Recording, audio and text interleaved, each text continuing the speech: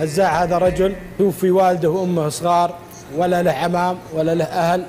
كبر ونمى نفسه وطلع عمره ولقى له بنت عرب وتزوجها. عاش وياها 15 أو 17 سنة ما رزقوا بأبناء. المرأة من طيبها قالت منيفة يا هزاع تزوج. قالت تزوج؟ قالت إيه أرجوك تتزوج، خلي يجينا عيال يرفعونا. الظاهر أن البلاء منها هي. حاولت فيه إلى أن اقتنع. راحت هي واختارت له الزوجة اللي تراها أنها مناسبة له، وقيم الفرح. اللي أشرف على الفرح منيفة. تزوج الرجال والحمد لله. حطيت له هذه فلة، حطيت لها والقصر عند منيفة. يقول السنة الأولى وتطق المرأة الجديدة بولد. الوليد من ربته منيفة. صارت هذه تنجب ومنيفة تربي. يا سلام. جابت 3 عيال، اللي صار عمره 5 واللي 4 واللي 3. حملت في الولد الرابع، لكنها أصرت على زوجها أنه يطلق.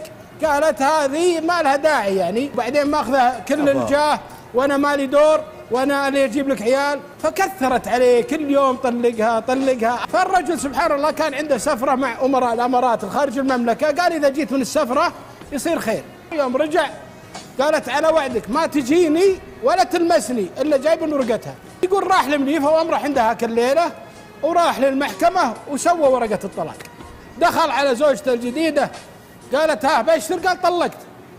قالت طلقت؟ قالت فرحت. قالت بس أنا ماني مصدقة لين أشوف الورقة. قال شوفيها تحت المزهرية.